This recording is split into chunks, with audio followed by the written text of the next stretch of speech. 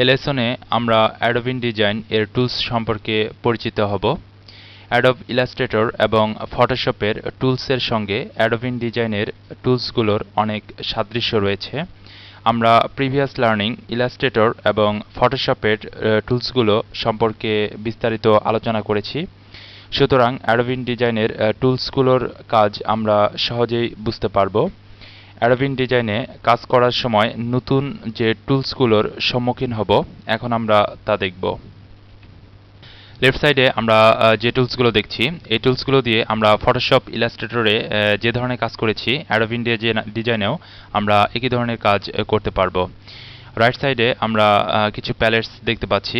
আমরা just click করার মাধ্যমে আমাদের এই প্যালেটসগুলো আমরা শো করতে পারবো, অথবা এখানে আমরা টুগেল অল প্যালেটস অ্যাকসেপ্ট টুলবক্স আইকনে ক্লিক করে আমাদের প্যালেটসগুলো আমরা আনহাইড করতে পারবো। এই প্যালেটসগুলোর মধ্য থেকে আমরা গুরুত্বপূর্ণ প্যালেটসগুলো দেখাবো। এখানে আমরা লেয়ার প্যালেট দেখতে পাচ্ছি। ফটোশপ এবং ইলাস্ট্রেটরের মতো আমরা এখানে লেয়ার নিয়ে কাজ করার সুবিধাটি পাবো। এখানে আমরা ক্রিয়েট নিউ লেয়ার এই বাটনে ক্লিক করলে আমাদের নতুন লেয়ার ক্রিয়েট হবে, অথবা এখান থেকে আমরা যে লেয়ারটি ডিলিট করতে চাই জাস্ট সিলেক্ট করে এখানে ডিলিট বাটনে ক্লিক করলে আমাদের লেয়ারটি ডিলিট হয়ে যাবে। দ্বিতীয় প্যালেটে আমরা ছোঁয়াচ কিছু ডিফল্ট কালার দেখতে পাচ্ছি। এই কালারগুলো আমরা যে কোনো অবজেক্টে অ্যাপ্লাই করতে পারবো। এখানে আমরা একটি রেক্ট্যাঙ্গেল টুল নিয়ে একটি রেক্ট্যাঙ্গেল ড্র করলাম। তো এখান থেকে আমরা সোয়াচ থেকে যে কালারটি সিলেক্ট করব, ঠিক সেই কালারটি আমাদের অবজেক্টের উপর আমরা অ্যাপ্লাই করতে পারবো।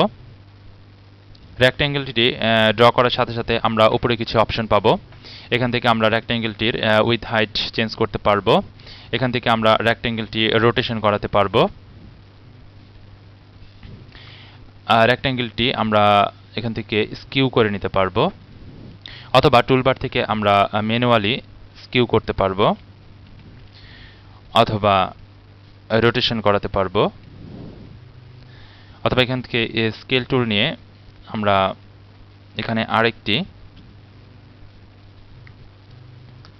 রেক্ট্যাঙ্গেল আমরা ড্র করতে পারবো। এখানে আমরা তিনটি ইলিপস অবজেক্ট দেখতে পাচ্ছি।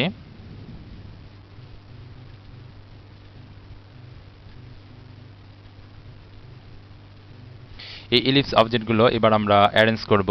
তো তিনটি ইলিপস আমরা অবজেক্ট তিনটি আমরা সিলেক্ট করে এখান থেকে আমরা অ্যারেঞ্জ করে নিতে পারবো, অথবা এই ইলিপসগুলো আমরা send to back forward option আমরা ইউজ করতে পারবো। এখানে আমরা রাইট বাটন ক্লিক করে অ্যারেঞ্জ এ গিয়ে আমরা ব্রিং টু ফ্রন্ট দিলে আমাদের রেড সার্কেলটি উপরে চলে আসবে। আমরা যদি ইয়েলো সার্কেলটি ব্যাকে আনতে চাই তো ব্যাকে আনতে পারবো।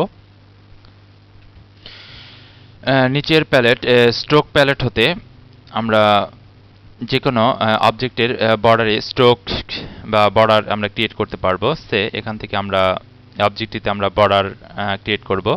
আমরা জাস্ট অবজেক্টটিকে সিলেক্ট করে এখান থেকে বর্ডার শেড আমরা চেঞ্জ করে এখানে ড্যাশেস সিলেক্ট করে দিলাম, এবং এখান থেকে আমরা বর্ডারের স্ট্রোকটি আমরা বাড়িয়ে দিব। এখানে আমরা স্ট্রোক বাড়ানোর সাথে সাথে আমরা এখান থেকে বর্ডারটি লক্ষ্য করতে পারছি। তো এইভাবে আমরা বিভিন্ন স্ট্রোক যে কোনো অবজেক্টের উপর অ্যাপ্লাই করতে পারবো। তো আমরা যে অবজেক্টগুলো নিয়ে কাজ করলাম, এই ওয়ার্কশিটে আমরা একটি পেজ দেখতে পাচ্ছি। তো এখন আমরা আরও পেজ আমাদের এই ওয়ার্কশিটে অ্যাড করতে যদি চাই আমরা সেই কাজটিও করতে পারবো। এখান থেকে পেজেস প্যালেটে চলে যাব। এখানে আমরা ক্রিয়েট নিউ পেজেস এ বাটনে ক্লিক করে আমাদের পেজ আমরা অ্যাড করতে পারবো। এখানে আমরা 6টি পেজ অ্যাড করেছি।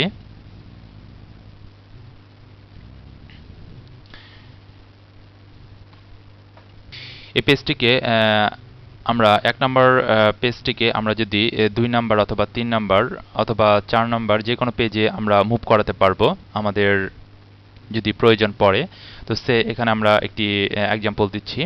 আমরা যে অবজেক্টগুলো দেখছি এই অবজেক্টগুলো আমাদের 1 নাম্বার পেজে আমরা দেখতে পাচ্ছি। তো এই অবজেক্টগুলো এখন আমরা 3 নাম্বার পেজে মুভ করাবো। তো এই কাজটি করার জন্য আমরা এই প্যালেটের উপরের এই আইকনটিতে আমরা ক্লিক করব এবং মুভ পেজেস ট্যাবে ক্লিক করার মাধ্যমে আমাদের যে ডায়ালগ বক্সটি আসবে, এখানে মুভ পেজেস আমরা কত নম্বর পেজটি মুভ করাতে চাচ্ছি, আমরা 1 নম্বর পেজটি মুভ করাতে চাচ্ছি। আমরা ডেস্টিনেশনে আমরা আফটার পেজেস সিলেক্ট করব এবং কত নম্বর পেজে আমরা যেতে চাচ্ছি ঠিক সে পেজের নাম্বারটি আমরা দিয়ে জাস্ট ওকে করব।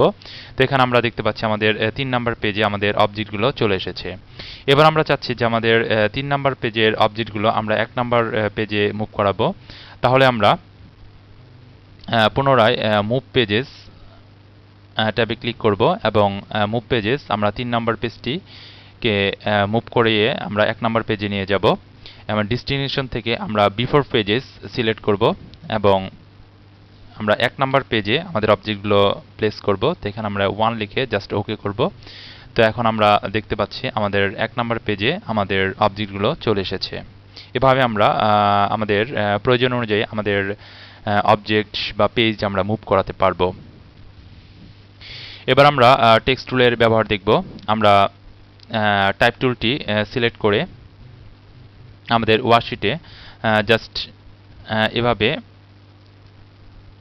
ড্র্যাগ করে আমাদের টেক্সটের স্পেসটি আমরা নির্ধারণ করে এরপর আমাদের টেক্সটটি আমরা টাইপ করব। এখানে আমরা আমাদের প্রয়োজনীয় টেক্সটটি আমরা টাইপ করে নিতে পারবো। এরপর আমরা এই টেক্সটটির ফন্ট সাইজ চেঞ্জ করতে পারবো। আমরা আমাদের টেক্সটটিকে এইভাবে সিলেক্ট করে এখান থেকে আমাদের টেক্সটটি ফন্টটি আমরা সিলেক্ট করে দিতে পারবো, অথবা এখান থেকে আমরা ফন্টের সাইজ আমরা চেঞ্জ করতে পারবো। এখান থেকে আমরা মার্জিন চেঞ্জ করতে পারবো।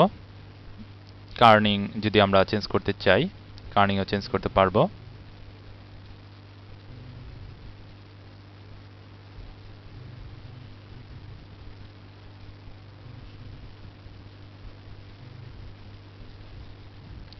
আমরা যদি টেক্সটির কালারটি চেঞ্জ করতে চাই তাহলে আমরা টেক্সটটিকে সিলেক্ট করে আমাদের টেক্সটের ফিল কালারটি আমরা চেঞ্জ করব।